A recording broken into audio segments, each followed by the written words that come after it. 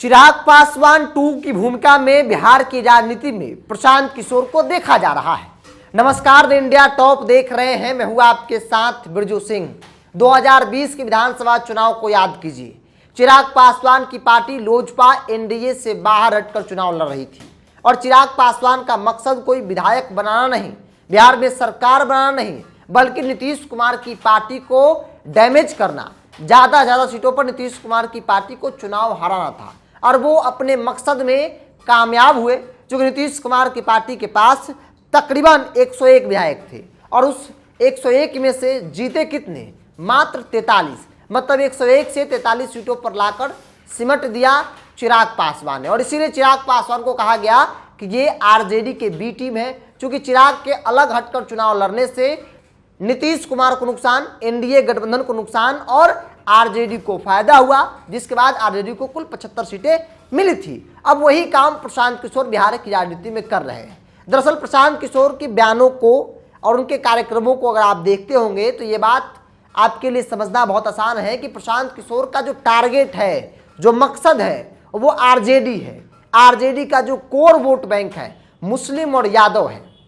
वो एन केन प्राकेन चाहते हैं किसी प्रकार से मुसलमान और यादवों को तोड़ो। अगर मुसलमान और यादव टूटे तो राष्ट्रीय जनता दल धड़ाम से नीचे गिरेगी, सीटें न सिर्फ घटेगी बल्कि 1/4 में आकर आरजेडी जो है वो सिमट जाएगी। मुसलमानों को लेकर वो खूब सम्मेलन कर रहे हैं, मुसलमानों को लॉलीपॉप थमा रहे हैं, मुसलमानों के बता रहे हैं कि राष्ट्रीय जनता दल आपको कुछ नहीं देगी, लेकिन हम आपको 40 सीटों पर चुनाव लड़वाएंगे।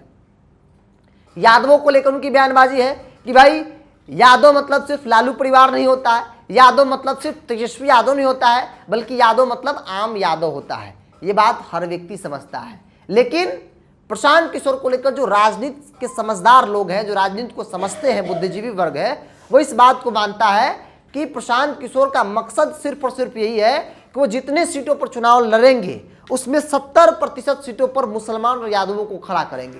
मुसलमान और यादव को खड़ा करने का मकसद साफ है कि अगर किसी यादव को कैंडिडेट बनाया गया तो 2, 4, 5, 10 हज़ार कम से कम तो वोट काट ही लेगा। किसी मुसलमान को कैंडिडेट बनाया गया तो 10, 20 हज़ार वोट काट लेगा। अगर वो वोट काट लिया तो नुकसान किसका होगा?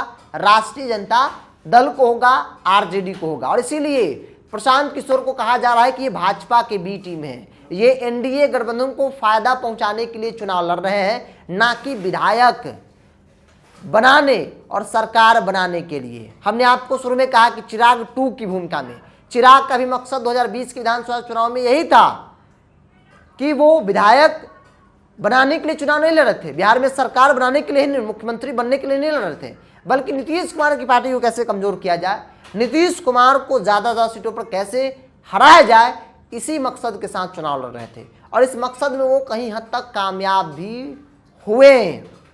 और वही उसी भूमिका में अब प्रशांत किशोर नजर आ रहे हैं, क्योंकि प्रशांत किशोर का पूरा मकसद, टोटल जो उनका गोल है वो आरजेडी है। आरजेडी को कैसे कमजोर कर दिया जाए, क्योंकि उनके बयानों को आप देखिए, उनके सम्मेलन को देखिए, वो मुसलमानों को लेकर सम्मेलन करते हैं। वो राजपूत ब्राह्मण भूमिहार का सम्मेलन नहीं कर रहे हैं।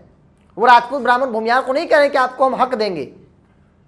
वो नहीं कर रहे हैं अति पिछड़ा का सम्मेलन, वो नहीं कर रहे हैं दलित सम्मेलन, क्योंकि उनको मालूम है कि ये जो वोट है ये एनडीए का वोट बैंक है। कोर वोट बैंक मुसलमान और यादव आरजेडी का है। मेरा मकसद आरजेडी को कमजोर करना है, तो आरजेडी के मुसलमान और यादव को तोड़ो। अगर वो टूट गए तो तेजस्वी यादव का न सिर्फ सपना टूटेगा, बल्कि आरजेडी 1/4 में आकर सिमट जाएगी। अब लोग भी इस बात को समझ रहे हैं कि भाई प्रशांत किशोर किसके द्वारा फंडिंग किए लोग हैं, इनका मकसद क्या है।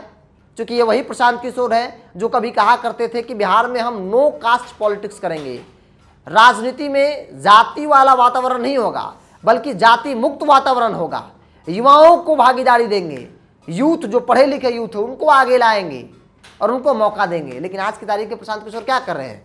जो एक्सपायर नेता हैं उनको ला रहे हैं अपनी पार्टी में, जो आरजेडी छोड़ रहे हैं उनको ला रहे हैं अपनी पार्टी में। तो इस बात को भी लोग समझ रहे हैं कि प्रशांत किशोर कहना क्या चाहते हैं और करना क्या चाहते हैं। पहले जात की बात नहीं करते थे, अब वही प्रशांत किशोर जात की बात करने लगे हैं, अगरा पिछड़ा करने लगे हैं, मुसलमान और यादव करने लगे हैं, मुसलमानों को उनके हक की बात करने लगे हैं। लेकिन क्या है ना जनाब कि जनता सब जानती है, जनता आपकी बातों को भी समझती है, जनता तेजस्वी यादव को भी समझती है, जनता नरेंद्र मोदी और नीतीश कुमार को भी समझती है। जनता समय के साथ सब कुछ तय कर लेगी। बहरहाल आप क्या समझे, आप क्या सोचते हैं, आप अपनी राय को कमेंट्स बॉक्स में रखिए। अगर आप मेरे चैनल को यूट्यूब पर देख रहे हैं तो सब्सक्राइब कर लीजिए, फेसबुक पर देख रहे हैं तो पेज को लाइक और फॉलो कर लीजिए।